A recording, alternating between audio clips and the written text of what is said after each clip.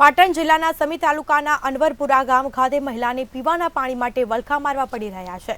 ગામમાં પાણીની વિકટ પરિસ્થિતિ છે તેમજ પીવાના પાણી માટે લોકો પડાપડી કરે છે। સરકારની નલ સે જલ યોજના પોકળ સાબિત કરતા આ દ્રશ્યો સામે આવ્યા છે।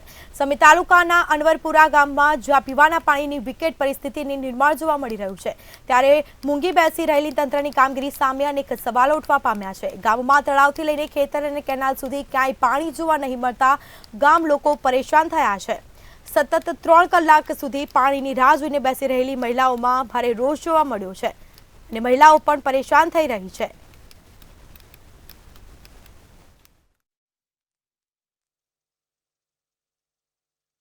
અમારે જે પાણી મળતું નહીં, અમે ગામમાં જાય, શ્યામમાં જાય, તલા જાય, અમે અત્યારે તો બરોબર કામની સિઝન છે। હવે અમે પાણી ભરીએ કે અમારા છોકરા રાખીએ કામનું શ્યામનું કામ કરીએ। આ 3 કલાકથી હું 1 વાગે આવી તારની આવી, 3 કલાકથી બેડું લઈને બેઠી, હજુ નહીં ટંકર આવ્યું કે નહીં મારો પાણીનો નંબર આવ્યો।